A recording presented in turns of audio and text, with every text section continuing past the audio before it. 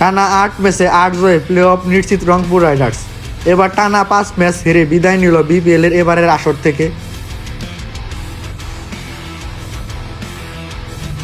BPL ২০২৫-এ টানা ৮ জয়ে point টেবিলে একক আধিপত্য ছিল রংপুর রাইডার্সের। সদ্য গ্লোবাল সুপার লিগ জিতে এসে যেন রীতিমতো উঠতেছিল রংপুর রাইডার্স।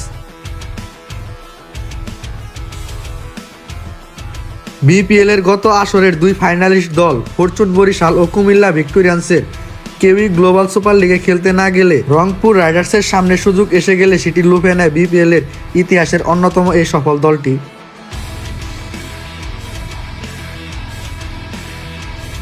প্রথমবারের মতো গ্লোবাল সুপার লিগে খেলতে গিয়ে দারুণ চমক দেখায় দলটি। প্রথমবার খেলতে গিয়ে গ্লোবাল সুপার লিগের ফাইনালে উঠে যায় রংপুর রাইডার্স।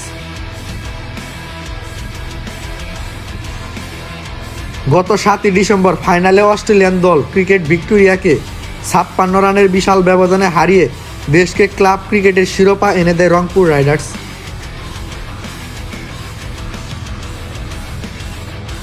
এরপর থেকে রীতিমতো উঠতেছিল রংপুর রাইডার্স দলটা। গ্লোবাল সুপার লিগে নিজেদের দুর্দান্ত ফর্ম ধরে রেখেছিল চলতি বিপিএলেও।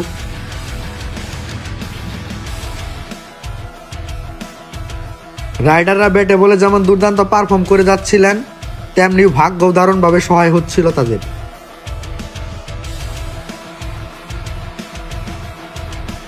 আসরের এখন পর্যন্ত ঢাকা ও সিলেটের পর্বে 7 ম্যাচ খেলে 7টিতে জয় পাওয়া রংপুর রাইডার্স জয়ের দেখা পেয়েছিল চট্টগ্রামে নিজেদের প্রথম ম্যাচে।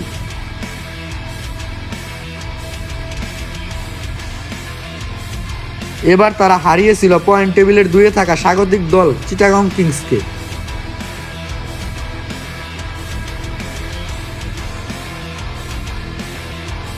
এক ওভারে 30 রান নিয়ে বরিশালের বিপক্ষে জয় কিংবা 3 ওভারে 21 রান ডিফেন্স করে খুলনার বিপক্ষে জয়ে নুরুল হাসান সোহানের বুদ্ধিদীপ্ত ক্যাপ্টেন্সি ও খেলোয়াড়দের পারফরমেন্সের পাশাপাশি ভাগ্য যে রংপুরের সহায়ক ছিল তা বলাই যায়।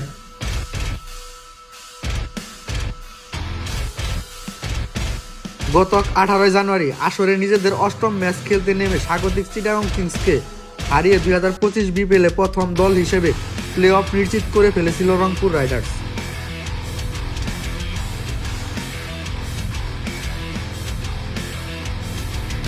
তবে এরপর রংপুরের সামনে বাধা হয়ে আসে দুর্বার রাজশাহী। তাদের বিপক্ষে ব্যাক টু ব্যাক ম্যাচ হেরে পয়েন্ট টেবিলের শীর্ষস্থান হারায় রংপুর। এরপর খুলনা টাইগার্স ও চিটাগং কিংসের বিপক্ষেও হেরে যায় পয়েন্ট টেবিলের দাপট দেখানো দলটা।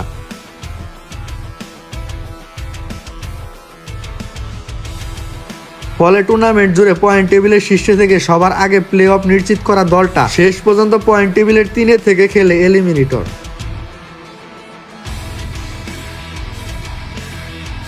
এবার বিশ্ববরেণ্য তারকা Andre Russell, Tim David, James ভিন্সদের এনেও হারের বৃত্ত থেকে বের হতে পারল না রংপুর রাইডার্স।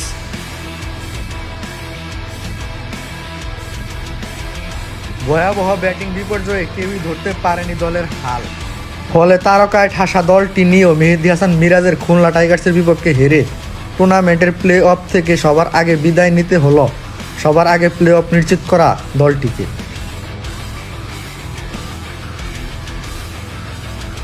একদম একই মুদ্রার এপিঠ ওপিঠ দেখা যাকে বলে, তাই যেন দেখল বিপিএল এর ইতিহাসের অন্যতম সফল এ দলটা।